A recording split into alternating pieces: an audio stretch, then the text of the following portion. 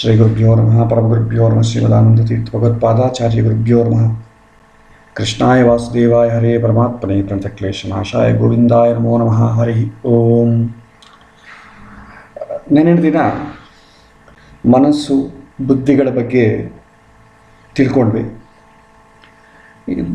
ಮನಸ್ಸು ಬುದ್ಧಿಗಳ ಬಗ್ಗೆ ಅದು ಜ್ಯೋತಿಷ್ಯಕ್ಕೆ ಸಂಬಂಧಪಟ್ಟ ವಿಚಾರಗಳು ತುಂಬ ವ್ಯಾಸ್ಟ್ ಸಬ್ಜೆಕ್ಟ್. ಅದು ಕೆಲವಿನ ದಿನಗಳಲ್ಲಿ ಮುಗಿಸುವಂಥ ವಿಚಾರ ಅಲ್ಲ. ಹಾಗಾಗಿ ಅದನ್ನು ನಾವು ಇನ್ನು ಏನಾದರೂ ಬೇಕಾದರೆ ಭಗವದ್ಗೀತೆಯಲ್ಲೂ ನೋಡೋಣ. ಇದಕ್ಕೆ ಸಂಬಂಧಪಟ್ಟ ಲಿಂಕ್ಗಳು ಮಾತ್ರ ನಾವು ಪ್ರಾಕ್ಟಿಕಲ್ಲಾಗಿ ಪ್ರಿಡಿಕ್ಷನ್ ಮಾಡೋ ಕಾಲಕ್ಕೆ ಅನಲೈಸ್ ಮಾಡೋಣ. ಸೊ ಇವತ್ತಿನ ದಿನ ಪ್ರಿಡಿಕ್ಷನ್ ಪಾರ್ಟಿಗೆ ಹೋಗೋಣ. ಫಲಭಾಗ ಇಷ್ಟವರೆಗೂ ನಾವು ಜ್ಯೋತಿಷ್ಯದಲ್ಲಿ ಬೇಸಿಕ್ಸ್ ಮಾತ್ರ ನೋಡಿದ್ವಿ. ಸದ್ಯಕ್ಕೆ ನಾವು ಅನಲೈಸ್ ಮಾಡಲಿಕ್ಕೆ ಏನು ಬೇಸಿಕ್ಸ್ ಬೇಕೋ ಅದನ್ನೆಲ್ಲ ಕೂಡ ನಾವು ನೋಡಿದ್ವಿ. ಇನ್ನು ಮುಂದೆ ಆ ಬೇಸಿಕ್ಸ್ನ ಉಪಯೋಗ ಮಾಡಿ ಫಲವನ್ನು ಹೇಗೆ ಹೇಳಬೇಕು, ಫಲಭಾಗದ ಬಗ್ಗೆ ನಾವು ಕಾನ್ಸಂಟ್ರೇಟ್ ಮಾಡೋಣ. ಇಲ್ಲಿ ಲಗ್ನವನ್ನು ಮೊದಲು ನಾವೇನು ಮಾಡ್ತೀವಿ ಅಂತಂದರೆ, ಜಾತಕವನ್ನು ನೋಡಿದ ತಕ್ಷಣ ಯಾವುದನ್ನು ಫಸ್ಟ್ ನೋಡಬೇಕು, ಇದೆಲ್ಲ ಕೂಡ ಒಂದು ಸ್ಟ್ರಾಟಜಿ. ಜಾತಕ ಯಾರಾದರೂ ಒಂದು ಪ್ರಶ್ನೆ ಕೇಳ್ತಾರೆ, ವಿದ್ಯೆ ಬಗ್ಗೆ ಕೇಳ್ತಾರೆ, ವಿವಾಹದ ಬಗ್ಗೆ, ಹಣದ ಬಗ್ಗೆ, ಆರೋಗ್ಯದ ಬಗ್ಗೆ, ಎನ್ ನಂಬರ್ ಆಫ್ ಕ್ವಶನ್ಸ್ ಕೇಳ್ಬೋದು. ಅದು ಪ್ರಾಬ್ಲಮ್ ಇದ್ದರೂ ಕೇಳ್ಬೋದು, ಇಲ್ಲದ್ರೆ ಕೆಲವೇನು ಜನ ಏನು ಪ್ರಾಬ್ಲಮ್ ಇಲ್ಲ ಸರ್ ಆದ್ರೆ ತಿಳ್ಕೊಳ್ಳೋಣ ಅಂತ ಕೇಳ್ತಾ ಇದ್ದೀವಿ, ಆ ಥರ ಕೇಳೋರು ಇದ್ದಾರೆ. ಸ್ವಲ್ಪ ಹಾಬಿಯಾಗಿ ಯಾರಾದರೂ ಜ್ಯೋತಿಷ್ಯ ಸಿಕ್ಕಿದ್ರೆ ತಮ್ಮ ಬಗ್ಗೆ ತಿಳ್ಕೊಳ್ಬೇಕು ಅಂತ ಕುತೂಹಲದಿಂದ ಕೇಳೋರು ಕೂಡ ಇರ್ತಾರೆ. ಹಾಗಾಗಿ ಜಾತಕವನ್ನು ಹೇಗೆ ಫಲಭಾಗದಲ್ಲಿ ಹೇಗೆ ಮುಂದಕ್ಕೆ ಹೋಗಬೇಕು, ನಾವು ಜಾತಕವನ್ನು ಸಿಸ್ಟಮ್ಯಾಟಿಕ್ಕಾಗಿ ಹೇಗೆ ಓದಬೇಕು ಅಂತ ಕಳೆದ ಬಾರಿ ನೋಡಿದ್ವಿ. ಅದೇ ಫಲವನ್ನು ಹೇಳೋವಾಗ ಕೂಡ ಒಂದು ಸಿಸ್ಟಮ್ಯಾಟಿಕ್ ಅಪ್ರೋಚ್ ಇದ್ದಾಗ ಎಲ್ಲಿ ನೀವು ಮಿಸ್ ಆಗುವಂಥ ಚಾನ್ಸಸ್ ಇಲ್ಲ. ಸೊ ಇಲ್ಲಿ ಲಗ್ನವನ್ನು ಹೇಗೆ ಅನಲೈಸ್ ಮಾಡಬೇಕು ಅಂತ ವಿಚಾರವನ್ನು ನಾವು ನೋಡೋಣ. ನಾವು ಕಳೆದ ಬಾರಿ ನಾವು ನೋಡಿದ್ವಿ, ಫಲಭಾಗಕ್ಕೆ ಬೇಕಾದಂಥ ಸೂತ್ರಗಳನ್ನು ನೋಡಿದ್ವಿ. ಇನ್ನೊಂದು ಸಲ ನಾನು ಎಕ್ಸ್ಪ್ಲೈನ್ ಮಾಡ್ತೀನಿ. ಇಂಪಾರ್ಟೆಂಟಾಗಿ ಜನಗಳು ಕೇಳೋ ವಿಚಾರ, ನಾವು ಈ ಕ್ಲಾಸ್ನಲ್ಲಿ ಕವರ್ ಮಾಡುವಂಥ ವಿಷಯಗಳು ವಿದ್ಯಾ, ಉದ್ಯೋಗ, ವಿವಾಹ, ಸಂತಾನ, ಇದಕ್ಕೆ ಅನುಬಂಧವಾದ ಪ್ರಶ್ನೆಗಳನ್ನೆಲ್ಲ ಕೂಡ ನಾವು ನೋಡ್ತೀವಿ. ಮುಖ್ಯವಾಗಿ ವಿದ್ಯಾಸ್ಥಾನ ನೋಡಿದ ಯಾರಾದರೂ ಪ್ರಶ್ನೆ ಮಾಡಿದಾಗ ನೋಡಬೇಕಾದಂಥ ಗ್ರಹಗಳು ಎರಡು, ಒಂದು ಕಾರಕ ಬುಧ ಮತ್ತು 4ನೇ ಮನೆ ಅಧಿಪತಿ. ಉದ್ಯೋಗ ಸೂರ್ಯ ಅಥವಾ ಶನಿಯನ್ನು ನೋಡಬೇಕು, ದಶಮಾಧಿಪತಿಯನ್ನು ನೋಡಬೇಕು. ವಿವಾಹಕ್ಕೆ ಶುಕ್ರನ ನೋಡಬೇಕು, ಸಪ್ತಮಾಧಿಪತಿಯನ್ನು ನೋಡಬೇಕು. ಸಂತಾನಕ್ಕೆ ಗುರು, ಪಂಚಮಾಧಿಪತಿ.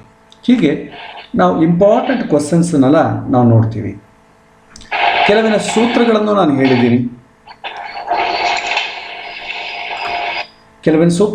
ಹೇಳಿದ್ದೀನಿ. ಸೊ ಜಾತಕವನ್ನು ನೋಡೋ ಕಾಲಕ್ಕೆ ಹೇಗೆ ಅಪ್ರೋಚ್ ಆಗಬೇಕು ಸಿಸ್ಟಮ್ಯಾಟಿಕ್ ಆಗಿ ಅಂದಾಗ, ಮೊದಲು ನಾವೇನು ಮಾಡ್ತೀವಿ, ಪಾಸಿಟಿವ್ ಅಪ್ರೋಚ್ ನೋಡ್ತೀವಿ. ಸೊ ಪಾಸಿಟಿವಾ ನೆಗೆಟಿವಾ ಅಂತಂಬೋದು ನಾವು ಟಾಪಿಕ್ ಮೇಲೆ, ಅವನ ಪ್ರಶ್ನೆ ಮೇಲೆ ನೋಡ್ತೀವಿ. ಅದನ್ನು ನಾನು ನಿಮಗೆ ಪ್ರಾಕ್ಟಿಕಲಾಗಿ ಎಕ್ಸ್ಪ್ಲೈನ್ ಮಾಡ್ತೀನಿ. ಕಳೆದ ಬಾರಿ ಹೇಳಿದ ವಿಚಾರ, ಯಾವುದೇ ಒಂದು ಗ್ರಹವನ್ನು ನೋಡುವಾಗ ಮೇಲೆ ನಾವು ನೋಡಿದ್ವಲ್ಲ, ವಿವಾಹ ಅಂತಂದರೆ ಶುಕ್ರನ ನೋಡಬೇಕು, ಸಪ್ತಮಾಧಿಪತಿಯನ್ನು ನೋಡಬೇಕು. ಸೊ ಯಾವ ಗ್ರಹನ ನೋಡಬೇಕೋ ಆ ಗ್ರಹ ಉಚ್ಚ ಸ್ಥಾನದಲ್ಲಿದೆಯೋ, ಸ್ವಕ್ಷೇತ್ರದಲ್ಲಿದೆಯೋ, ಮಿತ್ರ ಕ್ಷೇತ್ರದಲ್ಲಿದೆಯೋ ಫಸ್ಟು ಅನಲೈಸ್ ಮಾಡ್ತೀವಿ. ನೆಕ್ಸ್ಟ್ ಶುಭ ಸಂಬಂಧ ಇರಬೇಕು. ಶುಭ ಸಂಬಂಧ ಅಂತಂದರೆ ಕೇಂದ್ರ ಕೋಣ ಸ್ಥಾನಗಳಲ್ಲಿ ಆ ಗ್ರಹ ಇದ್ದರೆ ಒಳ್ಳೆಯದು, ಶುಭ ಗ್ರಹಗಳ ಜೊತೆ ಆ ಗ್ರಹ ಇದ್ದರೆ ಒಳ್ಳೆಯದು, ಶುಭ ಗ್ರಹಗಳ ದೃಷ್ಟಿ ಇದ್ದರೆ ಆ ಗ್ರಹ ಇದ್ದರೆ ಒಳ್ಳೆಯದು. So this are main important points. ಏನೋ ನೆಗೆಟಿವ್ ಅಪ್ರೋಚ್ ವಿಚಾರ ಹೋದರೆ ಇದು ವೆರಿ ಈಸಿ. ಒಂದು ಗ್ರಹ ನೀಚ ಇದೆಯಾ ಅಂತ ನೋಡಿ, ಅಸ್ತಂಗತನಾಗಿದೆಯಾ ಅಂತ ನೋಡಿ, ಪಾಪಸ್ಥಾನದಂಥ 6, 8, 12 ಮನೆಯಲ್ಲಿ ಇದೆಯಾ ಅಂತ ನೋಡಿ, ಪಾಪಗ್ರಹಗಳ ಜೊತೆ ಇದೆಯಾ ಅಂತ ನೋಡಿ, ಪಾಪಗ್ರಹಗಳ ದೃಷ್ಟಿ ಏನಾದರೂ ಇದೆಯಾ ಅಂತ ನೋಡಿ. ಇಷ್ಟು ನೋಡಿದ್ರೆ ಸಾಕು. ಇದು ನೆಗೆಟಿವ್ ಅಪ್ರೋಚ್. ಸೊ ಈ ಎರಡು ಥರ ನಾವು ಕಳೆದ ಬಾರಿ ನೋಡಿದ್ದೀವಿ. ಈಗ ಜ್ಯೋತಿಷ್ಯವನ್ನು ಕಲಿಯೋ ಕಾಲಕ್ಕೆ ಕೆಲವಿನ ಇಂಪಾರ್ಟೆಂಟ್ ಪಾಯಿಂಟ್ಸ್ ಹೇಳ್ತೀನಿ, ಬಟ್ ನೆಗ್ಲೆಕ್ಟ್ ಮಾಡಬೇಡಿ. ಜ್ಯೋತಿಷ್ಯ ಅಂತಂಬೋದು ಸೀರಿಯಸ್ ಆಗಿ ಕನ್ಫ್ಯೂಸ್ ಇಲ್ಲದೆ ಕಲಿಬೇಕು ಅಂತಂದರೆ ಈ 4 ಪಾಯಿಂಟು ನೀವು ಅಡಾಪ್ಟ್ ಮಾಡಬೇಕಾದ್ದೇ. ಏನದು ಅಂತಂದರೆ, ನಿಮಗೆ ತುಂಬ ಎಮೋಷ್ನಲಿ ತುಂಬ ಹೆಚ್ಚು ಅಟ್ಯಾಚ್ಮೆಂಟ್ ಇರೋವಂಥವರ ಜಾತಕಗಳು ನೋಡಬೇಡಿ. ಪ್ರಾರಂಭದಲ್ಲಿ ನೀವು ಕಲಿಯೋ ಕಾಲಕ್ಕೆ ನಾನು ಹೇಳ್ತಾ ಇದ್ದೀನಿ, ಎಂದಿಗೂ ಅಲ್ಲ. ಜ್ಯೋತಿಷ್ಯ ಕಲಿಯೋವರೆಗೂ ನಿಮ್ಮ ಜಾತಕಗಳಾಗಲಿ, ನಿಮ್ಮ ಹೆಂಡತಿ, ಗಂಡ, ಮಕ್ಕಳ ಜಾತಕಗಳಾಗಲಿ ತುಂಬ ನಿಮಗೆ ಟಚ್ ಇರ್ತಾರಲ್ವ, ತಾಯಿ, ತಂದೆ, ತುಂಬ ಯಾರು ಅಟ್ಯಾಚ್ಮೆಂಟ್ ಜಾಸ್ತಿ ಇರ್ತಾರೆ ಅವರ ಜಾತಕಗಳನ್ನು ಅವಾಯ್ಡ್ ಮಾಡಿ. ಒಂದು ವೇಳೆ ಅನಲೈಸ್ ಮಾಡಿದ್ರೆ ಏನಾಗುತ್ತೆ ಅಂತಂದರೆ, ನಾವು ಹೋಗೋದು ನೆಗೆಟಿವ್ ಅಪ್ರೋಚ್ಗೆ ಹೋಗ್ತೀವಿ ಒಂದೊಂದ್ಸಲ. ನೆಗೆಟಿವ್ ಅಪ್ರೋಚಿಗೆ ಹೋದಾಗ ಏನಾಗುತ್ತೆ, ಅಯ್ಯೋ ನನ್ನ ಮಗನ ಜಾತಕದಲ್ಲಿ ಇದು ನೀಚ ಆಗಿದಲ್ವಾ, ಅದು ಅಲ್ಲಿಗೆ ನಿಂತೋಗ್ಬಿಡ್ತಾರೆ, ನೀವು ಮುಂದಕ್ಕೆ ಹೋಗೋಕ್ಕಾಗಲ್ಲ. ಸೊ ಒಂದು ಸಲ ಮನಸ್ಸು ಡಿಸ್ಟರ್ಬ್ ಆಯ್ತಂದರೆ ಮತ್ತೆ ಮುಂದಕ್ಕೆ ಹೋಗೋಕ್ಕಾಗೋದಿಲ್ಲ. ಅದಕ್ಕೆ ನೀವು ಇದನ್ನು ನಿಗ್ರಹ ಮಾಡಿಕೊಳ್ಬೇಕು. ನಿಮ್ಮ ಜಾತಕಗಳನ್ನು ನೋಡುವುದು ಅವಾಯ್ಡ್ ಮಾಡಬೇಕು. ಎರಡನೇದು, ಜಾತಕವನ್ನು ನಾನು ಫಲಭಾಗವನ್ನು ಹೇಳೋ ಕಾಲಕ್ಕೆ ನೀವು ನಿಮ್ಮ ಜಾತಕವನ್ನಾಗಲಿ ಯಾರೋ ನಿಮ್ಮ ಫ್ರೆಂಡ್ ಜಾತಕವನ್ನಾಗಲಿ ಪಕ್ಕದಲ್ಲಿ ಇಟ್ಕೊಂಡು ಈ ಹೇಳಿದ್ದ ಕಾಂಬಿನೇಷನ್ ಅಲ್ಲ ಅದರಲ್ಲಿದೆಯಾ ಅಂತ ಕಂಪೇರ್ ಮಾಡ್ಕೊಳ್ತಾ ಹೋಗಬಾರ್ದು. ಓನ್ಲಿ ಎಕ್ಸಾಂಪಲ್ ಚಾರ್ಟ್ ಯಾವ್ದು ತೊಗೊತೀವೋ ಅದರ ಮೇಲೆ ಕಾನ್ಸಂಟ್ರೇಟ್ ಮಾಡಬೇಕು. ಸೊ ಎಲ್ಲ ಜಾತಕ ಮುಂದೆ ಇಟ್ಕೊಂಡು ಆ ಜಾತಕದಲ್ಲಿ ಇದೆಯಾ ಈ ಜಾತಕದಲ್ಲಿ ಈ ಥರ ಎಲ್ಲ ಕನ್ಫ್ಯೂಸ್ ಮಾಡ್ಕೊಳ್ಳಿಕ್ಕೆ ಹೋಗಬಾರ್ದು. ನಿಮ್ಮ ಜಾತಕದ ಪಕ್ಕದಲ್ಲಿ ಇಟ್ಕೊಂಡು ಈ ಹೇಳಿರೋ ಕಾಂಬಿನೇಷನ್ ನನ್ನ ಜಾತಕದಲ್ಲಿ ಇದೆಯೋ ಇಲ್ವೋ, ಆಚಾರ ಉಚ್ಚಸ್ಥಲಿದ್ದರೆ ಹೀಗಾಗುತ್ತೆ ಅಂತ ಹೇಳಿದರೆ ನನ್ನ ಜಾತಕದಲ್ಲಿ ಇದೆಯೋ ಇಲ್ವೋ, ಹೀಗೆ ನೋಡಿಕೊಳ್ಳೋದ್ರಿಂದ ಕೂಡ ಕನ್ಫ್ಯೂಸ್ ಆಗ್ತೀರಾ, ಮುಂದಕ್ಕೆ ಹೋಗೋಕ್ಕಾಗೋದಿಲ್ಲ. ಆಮೇಲೆ ಮೂರನೇ ಪ್ರಶ್ನೆ, ವ್ಯಾಲಿಡ್ ಕ್ವಶನ್ಸ್ ಮಾತ್ರ ನೋಡಿ. ವ್ಯಾಲಿಡ್ ಇಲ್ಲದ ಪ್ರಶ್ನೆಗಳೆಲ್ಲ ನೋಡ್ಲಿಕ್ಕೆ ಹೋಗಬೇಡಿ. ಭಾಳ ಜನ ಕೇಳ್ತಾರೆ. ಒಂದು ನಿಮಿಷ. ಮೂರನೇದೇನಂತಂದರೆ, ಕೇವಲ ವ್ಯಾಲಿಡ್ ಕ್ವಶನ್ಸ್ ಮಾತ್ರ ಅನಲೈಸ್ ಮಾಡಿ, ವ್ಯಾಲಿಡ್ ಇಲ್ಲದಂಥ ಪ್ರಶ್ನೆಗಳು ಅನಲೈಸ್ ಮಾಡಲಿಕ್ಕೆ ಹೋಗಬೇಡಿ. ಸಪೋಸ್ ಎಕ್ಸಾಂಪಲ್, ಜ್ಯೋತಿಷ್ಯ ಕಲ್ತ ಮೇಲೆ ಯಾರನ್ನ ಕರೋನಾ ಬಗ್ಗೆ ಕೇಳ್ತಾರೆ, ಅದನ್ನು ಹೇಗೆ ನೋಡಬೇಕು? ಕರೋನಾ ಬಗ್ಗೆ ಜಾತಕದಲ್ಲಿ ಬರಲ್ಲ, ಜಾತಕದ ಭಾಗದಲ್ಲಿ ಈ ಪ್ರಶ್ನೆ ಬರಲ್ಲ. ಎರಡನೇದು, ನನ್ನ ಮಗಗೆ ಡಿವೋರ್ಸ್ ಯಾವಾಗ ಆಗುತ್ತೆ ಅಂತ ಕೇಳ್ತಾರೆ. ಡಿವೋರ್ಸಿಗೆ ಸಂಬಂಧಪಟ್ಟ ಕಾಂಬಿನೇಷನ್ಸ್ ಯಾವ ಸೂತ್ರಗಳಲ್ಲಿ ಇಲ್ಲ. ಹೇಳ್ತಾರಲ್ವಾ, ಐನ್ಸ್ಟೀನ್ ಹೇಳ್ತಾನೆ, ಸಣ್ಣ ಹುಡುಗನ ಇದ್ದಾಗ ನಮಗೆ ಕೋಲ್ಡ್ ಇದೆಯಾ ಅಂತ. ಕೋಲ್ಡ್ ಇಲ್ಲ. As per law of physics the absence of heat is nothing but cold. ಎಲ್ಲಿ ಹೀಟ್ ಇಲ್ಲವೋ ಅಲ್ಲಿ ಕೋಲ್ಡ್ ಆಗುತ್ತೆ. ನಾವು ರೆಫ್ರಿಜರೇಷನು ಏರ್ ಕಂಡೀಷನ್ನೆಲ್ಲ ಏನು ಮಾಡ್ತೀವಿ ಅಂತಂದರೆ, ಅದರಲ್ಲಿರುವಂಥ ಮನೆ ರೂಮ್ ಒಳಗಿರುವಂಥ ಹೀಟನ್ನು ರಿಮೂವ್ ಮಾಡ್ತೀವಿ. ಯಾವಾಗ ಹೀಟ್ ರಿಮೂವ್ ಆಗ್ತದೋ ಆವಾಗ ಆಟೋಮೆಟಿಕಲಿ ಕೋಲ್ಡ್ ಆಗುತ್ತೆ. ಜ್ಯೋತಿಷ್ಯ ಏನಿಡುತ್ತೆ, ಅನ್ಯೋನ್ಯ ದಾಂಪತ್ಯ ಇದೆಯಾ ಇಲ್ವಾ ಅಂತ ಹೇಳುತ್ತೆ. ಇಲ್ಲ ಅಂತಂದರೆ ಅದು ಆಟೋಮೆಟಿಕಲಿ ಡಿವೋರ್ಸಿಗೆ ಹೋಗುತ್ತೆ. ಅದು ಪ್ರತ್ಯೇಕವಾಗಿ ಡಿವೋರ್ಸ್ ನೋಡಲಿಕ್ಕೆ ಅದಕ್ಕೆ ಕಾಂಬಿನೇಷನ್ ಸೂತ್ರಗಳೇನಿಲ್ಲ. ನಮಗೆ ನೆಟ್ಟಲ್ಲಿ ನೀವು ಡಿವೋರ್ಸಿಗೆ ಕಾಂಬಿನೇಷನ್ ಅಂತಂದರೆ 100 ಬರ್ತವೆ, ಬಟ್ ಶಾಸ್ತ್ರ ಪ್ರಕಾರ ಇಲ್ಲ. ಇನ್ನು ಶೇರ್ ಮಾರ್ಕೆಟ್ ಬಗ್ಗೆ ಅದರ ಬಗ್ಗೆ ಎಲ್ಲದರ ಬಗ್ಗೆ ಸೂತ್ರಗಳಿಲ್ಲ. ಹಾಗಾಗಿ ವ್ಯಾಲಿಡ್ ಕ್ವಶನ್ಸ್ ಏನಿದೆ ಅದನ್ನು ಮಾತ್ರ ನೋಡಬೇಕು. ಸೊ ವ್ಯಾಲಿಡ್ ಕ್ವಶನ್ಸ್ ಏನಂತ ಅಂಬೋದು ನಿಮಗೆ ಪ್ರಾಕ್ಟಿಕಲ್ ನಾನು ಹೇಳ್ತೀನಿ. ಸೊ ಇನ್ನೊಂದೇನಂತಂದರೆ, ಪ್ರಶ್ನೆ ಯಾವಾಗ ನೋಡಬೇಕು ಅಂತಂದರೆ, ಯಾರಾದರೂ ಕೂಡ ಜ್ಯೋತಿಷ್ಯನನ್ನು ಪ್ರಶ್ನೆ ಕೇಳಿದ್ರೇ ನೀವು ಉತ್ತರ ಕೊಡಬೇಕು. ಸುಮ್ಮನೆ ಎಲ್ಲ ಉತ್ತರ ಕೊಡೋಂಗಿಲ್ಲ. ಯಾರಾದರೂ ಒಂದು ಪಾಪ ಹೆಲ್ತಿಂದ ಒದ್ದಾಡ್ತಾ ಇರ್ತಾರೆ, ಇಮಿಡಿಯೇಟ್ಲಿ ನಾವು ಜ್ಯೋತಿಷ್ಯ ಕಲ್ತಿರ್ತೀವಲ್ಲ, ಅಯ್ಯೋ ನೀವು ಇಷ್ಟು ಒದ್ದಾಡ್ತಿದ್ರಿ, ನಿಮ್ಮ ಜಾತಕ ಕೊಡ್ರಿ ನಾನು ನೋಡ್ತೀನಿ ಹೇಳಬಾರ್ದು. ಅವನು ನನ್ನ ಜಾತಕವನ್ನು ನೋಡ್ರಿ ಅಂತಂದರೆ ಹೇಳಬೇಕು. ಅವನು ಏನಾದರೂ ಕ್ವಶನ್ ಕೇಳಿದ್ರೆ, ಸ್ಪೆಸಿಫಿಕ್ಕಾಗಿ ಒಂದು ಕ್ವಶನ್ ಕೇಳಿದ್ರೆ ನೀವು ಜಾತಕ ನೋಡಬೇಕು, ಅದರ್ವೈಸ್ ನೀವು ನೋಡೋಂಗಿಲ್ಲ. ಇದೆಲ್ಲ ಕೂಡ ದೈವ ನಿರ್ಣಯ. ಅವ್ರು ನಮ್ಮನ್ನು ಕೇಳಬೇಕು ಮಾಡಬೇಕು ಅಂತ ಬಂದು ದೈವ ನಿರ್ಣಯ. ಹಾಗಾಗಿ ನಾವೇ ಪ್ರಶ್ನೆಯನ್ನು ಸೃಷ್ಟಿ ಮಾಡಿಕೊಂಡು ಜ್ಯೋತಿಷ್ಯದಲ್ಲಿ ಕೇಳಬಾರ್ದು. ಇವತ್ತು ಇಂಡಿಯಾ ಕ್ರಿಕೆಟ್ ಮ್ಯಾಚ್ ಆಡ್ತಾ ಇದೆ, ಗೆಲ್ಲಿತದ ಇಲ್ವಾ, ನಾವೇ ಪ್ರಶ್ನೆ ಮಾಡ್ಕೊಂಡು ಕೇಳೋದು, ಇದೆಲ್ಲ ಹುಚ್ಚುತನ ಅನ್ಸುತ್ತೆ. ಹಾಗಾಗಿ ಯಾರಾದರೂ ಸ್ಪೆಸಿಫಿಕ್ ಕ್ವಶನ್ ಕೇಳಬೇಕು, ಅದು ತುಂಬ ಇಂಪಾರ್ಟೆಂಟ್ ವ್ಯಾಲಿಡ್ ಕ್ವಶನ್ ಆಗಿರಬೇಕು. ಆವಾಗ ಮಾತ್ರವೇ ನೀವು ಜ್ಯೋತಿಷ್ಯವನ್ನು ನೋಡಬೇಕಾಗತ್ತೆ. ಇಲ್ಲಾಂದರೆ ಏನಾಗುತ್ತೆ ಅಂದರೆ, ನಿಮ್ಮ ಮೈಂಡ್ ಡಿವಿಯೇಟ್ ಆಗಿಬಿಡುತ್ತೆ. ಕರೆಕ್ಟ್ ಪಾಯಿಂಟ್ ಇಟ್ಕೊಳ್ಳೋದು ನಿಮ್ಮ ಮೈಂಡಿಗೆ ಟ್ಯೂನ್ ಆಗಲ್ಲ. ಸೊ ಇದು ಬೇಸಿಕ್ ಪಾಯಿಂಟ್ಸ್. ಇದನ್ನು ಖಂಡಿತ ನೀವು ಮನಸ್ಸಿನಲ್ಲಿ ಇಟ್ಕೊಳ್ಬೇಕು. ನಂತರ ಲಗ್ನವನ್ನು ಹೇಗೆ ಅನಲೈಸ್ ಮಾಡಬೇಕು? ಮೊದಲು ನಾವು ಯಾವ ಪ್ರಶ್ನೆಯೇ ಕೇಳಲಿ, ಮೊದಲು ಅನಲೈಸ್ ಮಾಡಬೇಕಾದೇನು ಅಂತಂದರೆ ಲಗ್ನ. ಇದಕ್ಕೆ ಸ್ಪೆಸಿಫಿಕ್ಕಾಗಿ ನಾನು ಲಗ್ನ ನೋಡಿ ಜಾತಕದಲ್ಲಿ ಅಂತ ಕೇಳಲ್ಲ. ಲಗ್ನ ಅಂತಂದರೆ ಇಲ್ಲಿ ವಿವಾಹ ಅಲ್ಲ. ಹುಟ್ಟಿದ ಸಮಯದಲ್ಲಿ ಯಾವ ರಾಶಿ ಉದಯಿಸ್ತಾ ಇದೆ ಅದನ್ನು ಲಗ್ನ ಅಂತೀವಿ. ಲಗ್ನ ರಾಶಿ, ಲಗ್ನ ಸ್ಥಾನ ಅಂತ ಕರಿತೀವಿ. ಸೊ ಅದನ್ನು ನಾವು ನೋಡ್ತೀವಿ. ಇಲ್ಲಿ ಲಗ್ನ ಅಂತಂದರೆ ಏನು? ಇಲ್ಲಿ ಲಗ್ನ ಸ್ಥಾನವನ್ನು ನೋಡೋದು ಹೇಗೆ ಅಂತಂದರೆ, ಇಲ್ಲಿ ಲಗ್ನ ಸ್ಥಾನ ಅಂತಂದಾಗ 3 ವಿಷಯಗಳನ್ನು ನೋಡ್ತೀವಿ ನಾವು: ಸ್ಥಾನ, ಕಾರಕ, ಅಧಿಪತಿ. ಲಗ್ನ ಸ್ಥಾನ ಬಲವನ್ನು ಕ್ಯಾಲ್ಕುಲೇಟ್ ಮಾಡಬೇಕು. ಲಗ್ನ ಕಾರಕ ಯಾರಿದ್ದಾರೆ? ಕಾರಕ ಅಂತಂದರೆ ಏನು? ನಾನು ಒಂದು ವಿಷಯಕ್ಕೆ 2 ಗ್ರಹಗಳು ಅಂತ ಹೇಳಿದೆ. ಒಂದು ಪರ್ಮನೆಂಟ್ ಡ್ಯೂಟಿ ಅಸೈನ್ ಮಾಡಿರೋ ಗ್ರಹ, ಎರಡನೇದು ಅಡಿಷ್ನಲ್ ಡ್ಯೂಟಿ ಅಸೈನ್ ಮಾಡಿರೋ ಗ್ರಹ. ಅದರಲ್ಲಿ ಲಗ್ನ ಕಾರಕ ಅಂತಂದರೆ ಈ ಶರೀರಕ್ಕೆ ನಾವು ಈ ಲಗ್ನ ವಿಷಯಕ್ಕೆ ಏನು ನೋಡ್ತೀವೋ ಆ ವಿಷಯಗಳಿಗೆಲ್ಲ ಕೂಡ ಪರ್ಮನೆಂಟ್ ರೆಸ್ಪಾನ್ಸಿಬಲ್ ಪ್ಲಾನೆಟ್ ಯಾವುದು, ಅದರ ಬಲ ನೋಡಬೇಕು. ಲಗ್ನ ಅಧಿಪತಿ ಅಂದರೆ ನೀವು ಹುಟ್ಟುವ ಸಮಯದಲ್ಲಿ ಯಾವ ಲಗ್ನ ಉದಯಿಸ್ತಾ ಇದೆ ಆ ಅಧಿಪತಿ ಯಾರಿದ್ದಾನೆ ಅವನ ಬಲವನ್ನು ಕ್ಯಾಲ್ಕುಲೇಟ್ ಮಾಡಬೇಕು.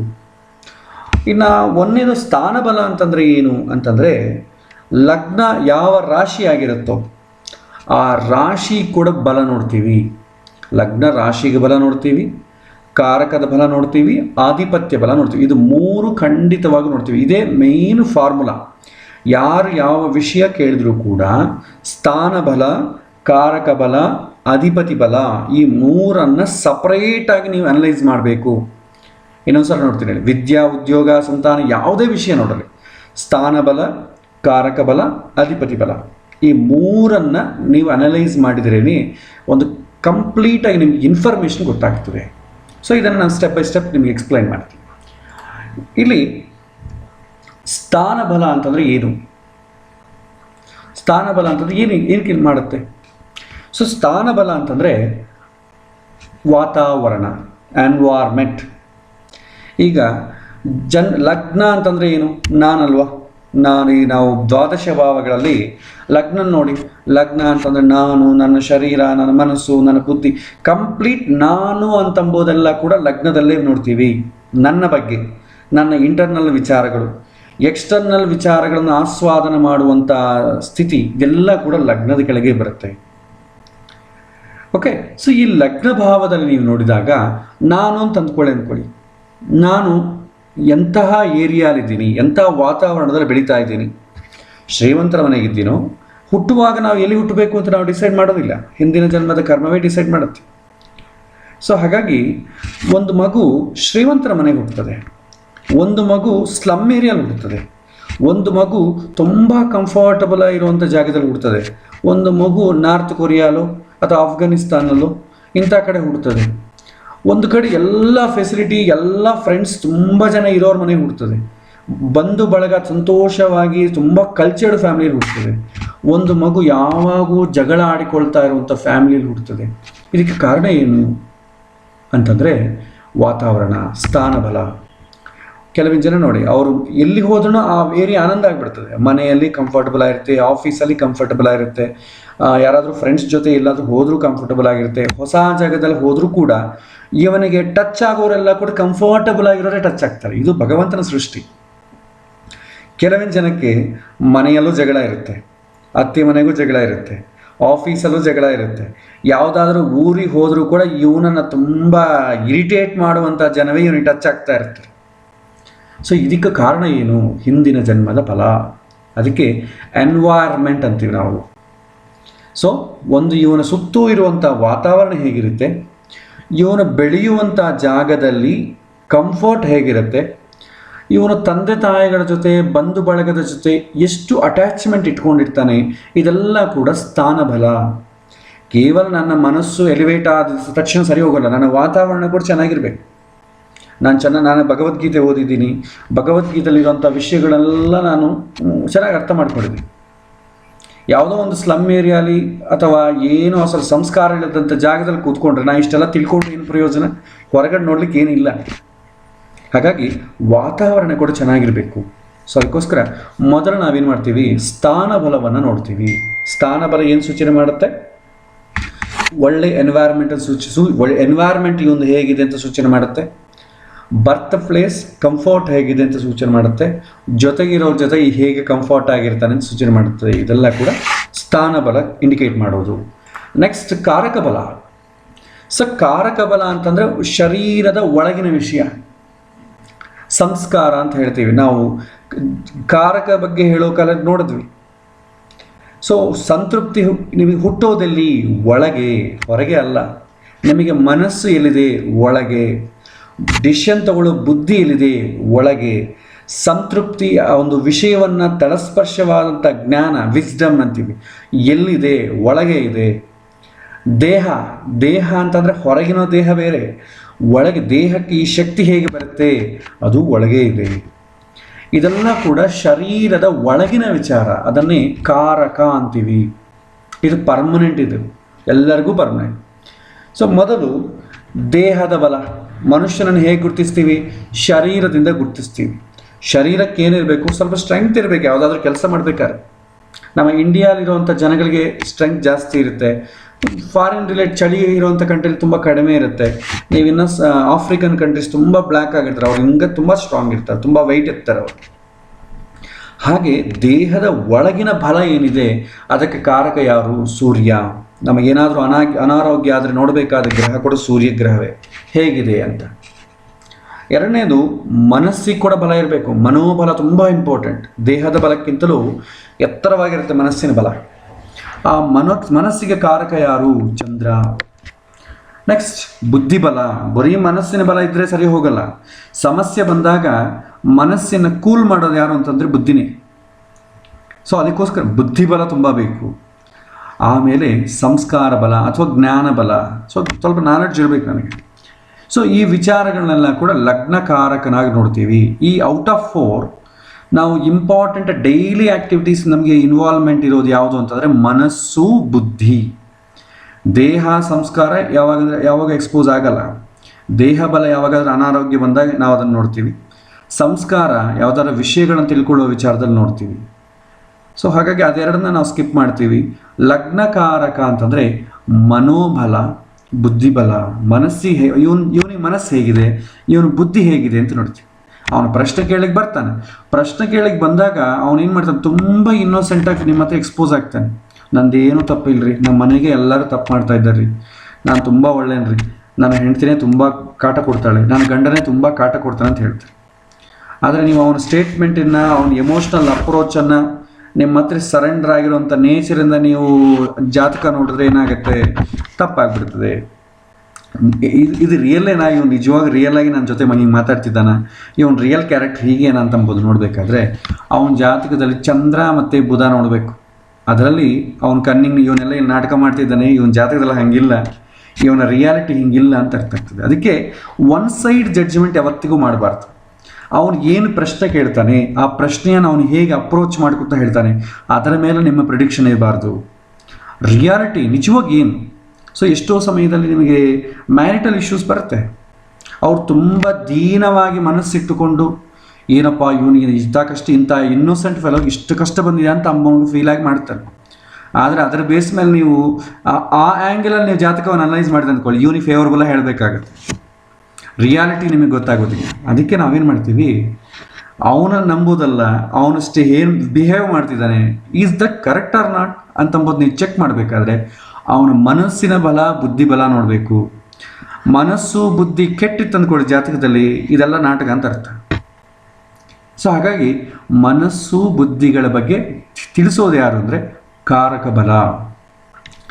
ನೆಕ್ಸ್ಟ್ ಮೂರನೇದು ಆಧಿಪತ್ಯ ಬಲ. ಸೊ ಲಗ್ನಾಧಿಪತಿ ಏನು ಹೇಳ್ತಾನೆ? ಈಗ ಕಾರಕ ಅಂತಂದರೆ ಒಳಗಿನ ವಿಷಯಗಳನ್ನ ಹೇಳಿದ್ವಿ. ಅಧಿಪತಿ ಅಂತಂದರೆ ಏನು? ಹೊರಗಿನ ವಿಷಯಗಳು.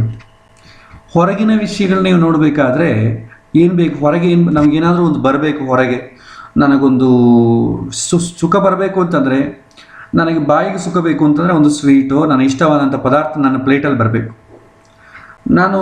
ನನ್ನ ಇಷ್ಟವಾದವ್ರು ನೋಡಬೇಕು ಅಂತಂದರೆ ನನ್ನ ಇಷ್ಟವಾದ ವ್ಯಕ್ತಿ ನನ್ನ ಮುಂದೆ ಇರಬೇಕು. ನನಗೆ ಕಾರ್ ಅಂದರೆ ಇಷ್ಟವ, ಕಾರ್ ನನ್ನ ಮುಂದೆ ಬರಬೇಕು. ಸೊ ಇದಕ್ಕೆಲ್ಲ ಕೂಡ ಏನಂತಂದರೆ ಅದೃಷ್ಟ ಮಾಡಿಕೊಂಡಿರಬೇಕು. ಅದಕ್ಕೆ ಪುಣ್ಯ ಬೇಕು ಅಂತಾರೆ. ಸೊ ಹಿಂದಿನ ಜನ್ಮದಲ್ಲಿ ಏನಾದರೂ ಪುಣ್ಯ ಇದ್ದರೆ ನಿಮಗೆ ಆಧಿಪತ್ಯ ಬಲ ಗಟ್ಟಿ ಇರುತ್ತೆ. ಆಧಿಪತ್ಯ ಬಲ ಸೂಚನೆ ಮಾಡೋದೇನಂತಂದರೆ, ನೀವು ಹಿಂದಿನ ಜನ್ಮದಲ್ಲಿ ಈ ವಾತಾವರಣ ನಿಮಗೆ ಚೆನ್ನಾಗಿರಬೇಕು ಅಂದರೆ, ನೀವು ಬಯಸಿದ್ದೆಲ್ಲ ನಿಮ್ಮ ಹತ್ರ ಬರಬೇಕು ಅಂತಂದರೆ ಹಿಂದಿನ ಜನ್ಮದಲ್ಲಿ ಏನು ಪುಣ್ಯ ಮಾಡಿದ್ದೀರಿ, ಇದಕ್ಕೆ ಸಂಬಂಧಪಟ್ಟ ಪುಣ್ಯ ಏನಾದರೂ ಇದೆಯಾ? ಅದಕ್ಕೆ ಲಗ್ನ ಅಂತಂಬೋದು ತುಂಬ ಎಲ್ಲ ಭಾವಗಳಿಗಿಂತಲೂ ತುಂಬ ಪವರ್ಫುಲ್ ಆದ ಲಗ್ನ. ಲಗ್ನ ಚೆನ್ನಾಗಿದ್ರೇ ಎಲ್ಲ ನೀವು ಲೌಕಿಕವಾಗಿ ಅನುಭವಿಸ್ಲಿಕ್ಕೂ ಸಾಧ್ಯ ಆಗುತ್ತೆ, ಆಧ್ಯಾತ್ಮಿಕವಾಗಿ ಅನುಭವಿಸ್ಲಿಕ್ಕೂ ಸಾಧ್ಯ ಆಗುತ್ತೆ. ಅದಕ್ಕೆ ಲಗ್ನ ಸ್ಥಾನವನ್ನು ಕೇಂದ್ರ ಸ್ಥಾನ ಮತ್ತು ಕೋಣ ಸ್ಥಾನ ಅಂತ ಎರಡೂ ಅಂತಾರೆ. ಹಾಗಾಗಿ ಲಗ್ನ ಸ್ಥಾನ ಅಂತಂಬೋದು, ನೀವು ಲಗ್ನಾಧಿಪತಿ ಅಂತಂಬೋದು ವೆರಿ ಇಂಪಾರ್ಟೆಂಟ್. ಅಂದರೆ ನೀವು ಬಯಸಿದ್ದು ನೀವು ಪಡಿಬೇಕಲ್ವಾ? ಬಯಸಿದ್ದು ಪಡಿಬೇಕಾದ್ರೆ ಲಗ್ನಾಧಿಪತಿ ಬಲ ಚೆನ್ನಾಗಿರಬೇಕು. ಹೊರಗೆ ವಾತಾವರಣ ಇರುತ್ತೆ, ನಿಮಗೆ ಅನುಕೂಲವಾದಂಥ ವಾತಾವರಣವೇ ಹೊರಗೆ ಸೃಷ್ಟಿಯಾಗಬೇಕಾದ್ರೆ ಲಗ್ನಾಧಿಪತಿ ಬಲ ಚೆನ್ನಾಗಿರಬೇಕು. ಅವಾಗೇನಾಗುತ್ತೆ, ನಿಮಗೆಲ್ಲ ಕಂಫರ್ಟಬಲ್ ಆಗೇ ಇರುತ್ತೆ. ಇಲ್ಲದ್ರೆ ಏನಾಗುತ್ತೆ, ಎಲ್ಲ ತೊಂದರೆಗಳು ಸ್ಟಾರ್ಟ್ ಆಗುತ್ತೆ. ಸೊ ಫಸ್ಟ್ ಏನು ಹೇಳುತ್ತೆ, ಲಗ್ನಾಧಿಪತಿ ಬಲ ಅಲ್ಲಿ ಶರೀರ ಸ್ಟ್ರಾಂಗ್ ಹೇಗಿದೆ, ಒಳಗೆ ಶರೀರಕ್ಕೆ ಬಲ ಇದೆ, ಬಟ್ ಹೊರಗೆ ಕೂಡ ಶರೀರ ಬಲ ಇರಬೇಕಲ್ವಾ. ಆನೆಗೆ ತುಂಬ ಬಲ ಇರುತ್ತೆ, ಆದರೆ ಮನುಷ್ಯ ಮಾಡೋ ಕೆಲಸ ಆನೆ ಮಾಡೋಕ್ಕಾಗಲ್ಲ, ಅದಕ್ಕೆ ಕೈ ಕಾಲು ಆ ಥರ ಏನಿಲ್ಲ. ಸೊ ಇಲ್ಲಿ ಮನುಷ್ಯರಿಗೆ ಕೂಡ ಶರೀರ ಒಳಗಿನ ಬಲ ಚೆನ್ನಾಗಿದೆ, ಬಟ್ ಹೊರಗೆ ಕೂಡ ಒಂದು ಸಣ್ಣಗಿದ್ದ ಅಂತ ಅಂದ್ಕೊಳ್ಳಿ, ಏನು ಮಾಡ್ತೀರಿ, ಹೊರಗೆ ಕೂಡ ಸ್ವಲ್ಪ ಸ್ಟ್ರಾಂಗ್ ಇರಬೇಕು, ರಿಜಿಡ್ ಆಗಿ ಸ್ಟ್ರಾಂಗ್ ಆಗಿ ಹೈಟ್ ಆಗಿ ವೆಯ್ಟ್ ಆಗಿ ಇರಬೇಕು. ಸೊ ಅದಕ್ಕೆ ಫಿಸಿಕಲ್ ಹೆಲ್ತ್ ಕಂಡೀಷನ್ ಯಾವ ನೋಡ್ತೀವಿ ಅಂತಂದರೆ ಲಗ್ನಾಧಿಪತಿ ಬಲ ನೋಡ್ತೀವಿ. ನೋಡಿ, ಆರೋಗ್ಯ ವಿಚಾರದಲ್ಲಿ ಆರೋಗ್ಯ ಬೇರೆ, ಅನಾರೋಗ್ಯ ಬೇರೆ. ಆರೋಗ್ಯ ರೋಗ ಎರಡೂ ಒಂದೇ ಅಲ್ಲ. ಅದಕ್ಕೆ ಇಲ್ಲಿ ಆರೋಗ್ಯ ಸ್ಥಾನ ಬಂದು ಲಗ್ನ, ರೋಗ ಸ್ಥಾನ ಬಂದು 6ನೇ ಮನೆ. ಆರೋಗ್ಯ ರೋಗ ಒಂದೇ ಪ್ಲ್ಯಾಟ್ಫಾರ್ಮಲ್ಲಿ ತಗೊಂಡು ಬರೋಂಗಿಲ್ಲ. ಆರೋಗ್ಯ ಬಲವಾಗಿದ್ದರೆ ರೋಗ ಆರೋಗ್ಯವನ್ನು ಡೆಸ್ಟ್ರಾಯ್ ಮಾಡಲಿಕ್ಕೆ ತುಂಬ ಕಷ್ಟ ಆಗುತ್ತೆ. ಆರೋಗ್ಯ ವೀಕ್ ಆಗಿದ್ದರೆ ರೋಗ ಆರೋಗ್ಯವನ್ನು ಡೆಸ್ಟ್ರಾಯ್ ಮಾಡೋದು ತುಂಬ ಈಸಿ. ಅದಕ್ಕೆ ಹೇಳ್ತಾರೆ ನಮ್ಮಲ್ಲಿ ಈಗ ಇಮ್ಯುನಿಟಿ ಪವರ್ ಇರಬೇಕು. ಇಮ್ಯುನಿಟಿ ಪವರ್ ಆ್ಯಂಟಿಬಾಡಿ ಶರೀರದಲ್ಲಿದ್ದರೆ ಕರೋನಾ ಬಂದರೂ ಕೂಡ ಏನು ಮಾಡಲ್ಲ. ಕರೋನಾ ಅಂತಂಬುದು ರೋಗ. ನಮ್ಮಲ್ಲಿರುವಂಥ ಆರೋಗ್ಯ ಏನು, immunity power, antibody, resistivity power, ಇದೆಲ್ಲ ಕೂಡ ಅಂತೀವಿ. ಸೊ ಅದಕ್ಕೆ ಹುಟ್ಟಿದ ಮಗುಗೆ ನಾವು ಏನು ಚೆಕ್ ಮಾಡ್ತೀವಿ ಅಂತಂದರೆ ಲಗ್ನ ಸ್ಥಾನ ಬಲವಾಗಿದೆಯಾ, 6ನೇ ಮನೆ ಬಲವಾಗಿದೆಯಾ ಅಂತ ನೋಡ್ತೀವಿ, ಕಂಪೇರ್ ಮಾಡ್ತೀವಿ. 6ನೇ ಮನೆಗಿಂತಲೂ ಲಗ್ನ ಬಲ ಜಾಸ್ತಿ ಇತ್ತಂದ್ಕೊಳ್ಳಿ, ಏನು ಹೆದರೋದು ಬೇಡ, ಈ ಮಗು ಎಲ್ಲ ಆರೋಗ್ಯವಾಗಿರುತ್ತೆ ಅಂತ ಹೇಳ್ತೀವಿ.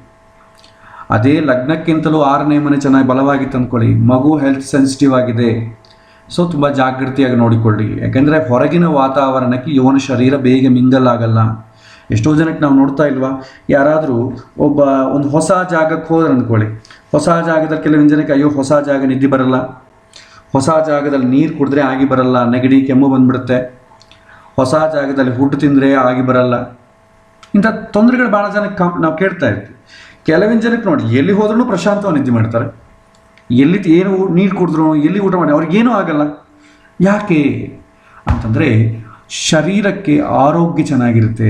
ಒಳಗಿನ ಆರೋಗ್ಯ ಲಗ್ನಾಧಿಪತಿ ಬಲ, ಹೊರಗಿನ ಆರೋಗ್ಯ ಸೂಚನೆ ಮಾಡ್ತಾನೆ. ಆಮೇಲೆ ಫಿಸಿಕಲ್ ಫಿಟ್ನೆಸ್, ಹೊರಗಡೆಯಿಂದ ನೋಡಲಿಕ್ಕೆ ಸ್ವಲ್ಪ ಸ್ಟ್ರಾಂಗ್ ಕಾಣಬೇಕಲ್ಲ, ಜಿಮ್ಮಿಗೆ ಏರೋಬಿಕ್ಕಿಗೆ ಹೋಗಿ ತುಂಬ ಸ್ಟ್ರಾಂಗ್ ಮಾಡಿಕೊಳ್ತಾರೆ ಹೊರಗಿನ ಆರೋಗ್ಯಕ್ಕೋಸ್ಕರ. ಆ ಶಕ್ತಿ ಬೇಕು ಅಂತಂದರೆ, ಫಿಸಿಕಲ್ ಫಿಟ್ನೆಸ್ ಬೇಕು ಅಂದರೆ ಲಗ್ನಾಧಿಪತಿ ಬಲ ಚೆನ್ನಾಗಿರಬೇಕು. Next body complex.